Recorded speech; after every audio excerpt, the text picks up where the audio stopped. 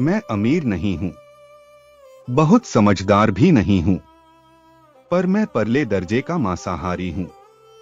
मैं रोज जंगल को जाता हूं और एक आधे हिरन को मार कर लाता हूं। यही मेरा रोजमर्रा का काम है।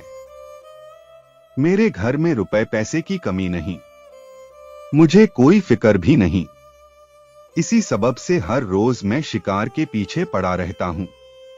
मुझे शिकार का बड़ा भारी शौक है, यहां तक कि मैं उसके सामने अपने माँ बाप पुत्र कल्त्र और प्यारे प्राणों को भी कोई चीज नहीं समझता हूं। आप लोग मेरे कहने को अगर झूठ समझते हो तो आप एक दिन के शिकार का मेरा वृत्तांत सुन लीजिए। उस वृत्तांत को सुनकर मुझे भरोसा है कि आप यह अनुमान कर सकेंगे कि मुझे शिकार ज्यादा प्यारा है कि अपना प्राण। अच्छा, अब उस वृत्तांत को सुनिए। मेरे यहां आदमियों की कमी नहीं है।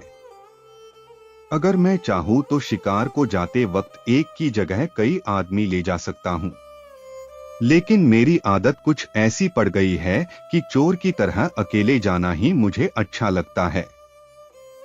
शिकार के हाथ लग जाने पर मुझे उतनी ही खुशी होती है जितनी कि चोर को मनमाना माल मिल जाने से होती है। एक दिन की बात सुनिए। गर्मी का मौसम था। पल पल पर गर्मी बढ़ती जा रही थी और आदमी पानी पानी चिल्लाकर अपने गले को और भी ज्यादा सुखाते जा रहे थे। ऐसे वक्त में मेरे गांव के कुछ आदमी मेरे पास आए। उन्होंने कहा कि गांव के पास का तालाब करीब करीब बिल्कुल सूख गया है, बीच में थोड़ा सा पानी रह गया है। वही पानी पीकर हम लोग किसी तरह से अपने प्राण बचाते हैं।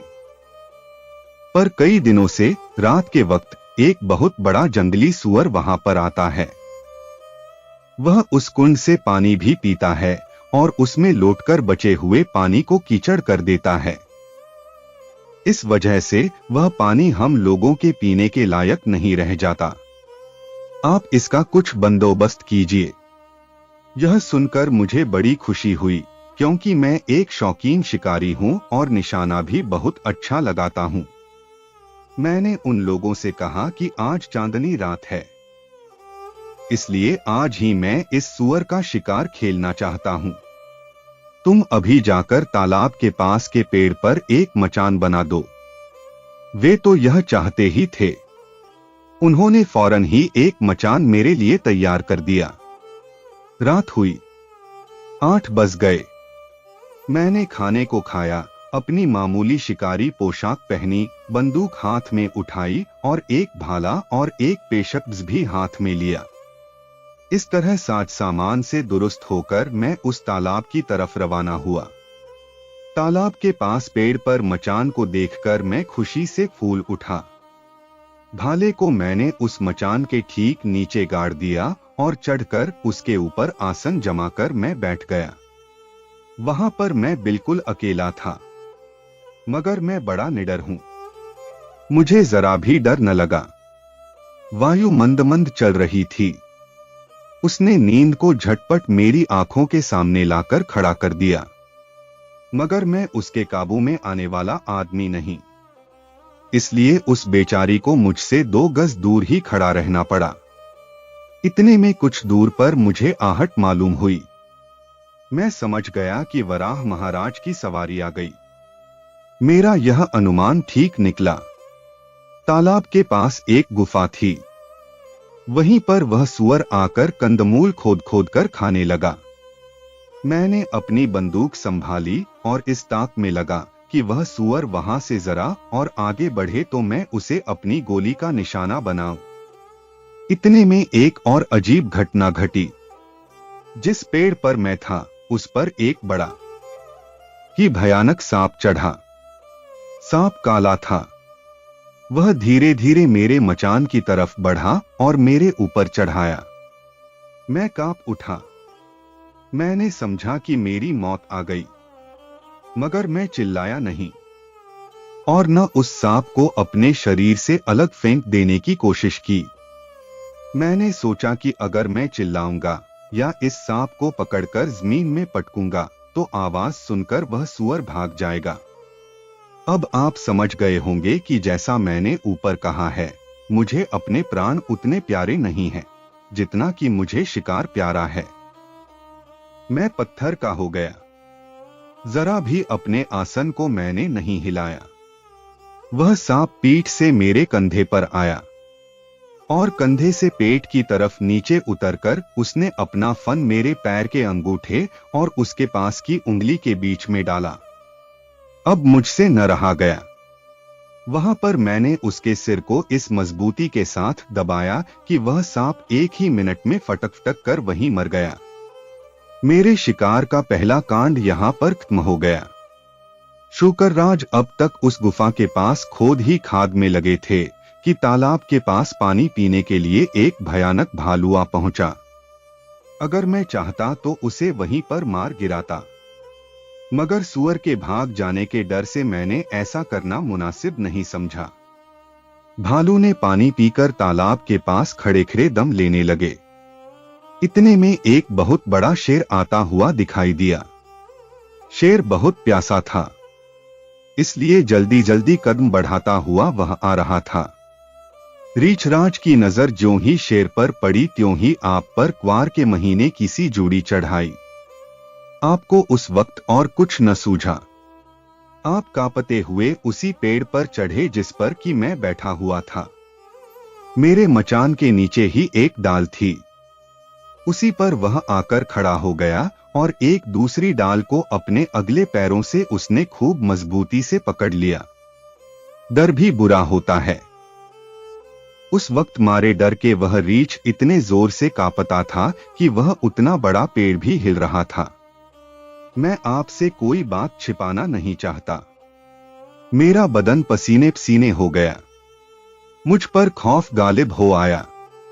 मैंने कहा कि अगर मैं शोर करूंगा या कुछ भी हाथ पैर हिलाऊंगा तो यह रीछ फौरन ही मुझ पर हमला करेगा। इसलिए साहस करके मैं वहीं पर जमा हुआ बैठा रहा। शेर तालाब के पास पहुंचा। पहुंचकर उसने अच्छी तरह पानी पिया। वह किनारे पर बैठ गया और अपनी मूछें सुधारने और धीरे धीरे गुर्राने लगा। शेर मेरे मचान के बिल्कुल ही सामने था। यह हालत देखकर उस पर वार करने के लिए मैंने अपनी बंदूक संभाली।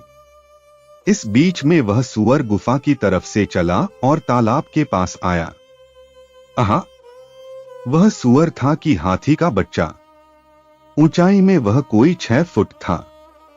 उसके 2 दांत हाथी के दांतों के समान बाहर निकले हुए थे। वे इतने बड़े और मजबूत थे कि 3-4 फुट घेरे के तने वाले पेड़ को भी वह एक ही आघात में गिरा सकता था। उसे देखकर यह शंका होती थी कि कहीं प्रत्यक्ष दूसरे वराहजी तो नहीं अवतार ले आए। आपने शायद सुना होगा कि बड़े बड़े जंगली सुअर शेर से नहीं डरते। सुअर के पैने पैने प्रकाशमान दांतों को देखकर शेर को सुअर पर हमला करने का साहस नहीं होता था। सुअर को सामने आता देख मेरे शिकारी जोश ने जोर पकड़ा। उस भयानक अवस्था में भी मैंने कंधे पर बंदूक रखी और सुअर को लक्ष्य करके गोली छोड़ दी। यकायक दन की आवाज हुई। सुअर को गोली लगी, मगर उसने समझा कि सामने बैठे हुए गुर्राने वाले शेर ने मुझ पर यह चोट की है। बस एकदम वह शेर पर टूट पड़ा। दोनों में बड़ा भयानक युद्ध हुआ। आखिरकार वनराज को शुकरराज की कराल दाढ़ों का चबैना हो जाना पड़ा। इधर मेरी गोली के आघात से वराहजी भी स्वर्गलोक को सिधारे। यहां पर मेरे शिकार का दूसरा भी कांड समाप्त हुआ। आपसे मैं कह चुका हूं कि एक भाला मैं घर से ले आया था और मचान के नीचे ही उसे मैंने सीधा खड़ा कर दिया था। ज्यों ही मेरी बंदूक से गोली छूटी और दन से आवाज हुई, त्यों ही नीचे डाल पर बैठे हुए रीछ ने समझा कि वह उसी पर छोड़ी गई। इससे मारे डर के उसके हाथ से वह डाल जो उसने हाथों से पकड़ रखी थी सहसा छूट गई।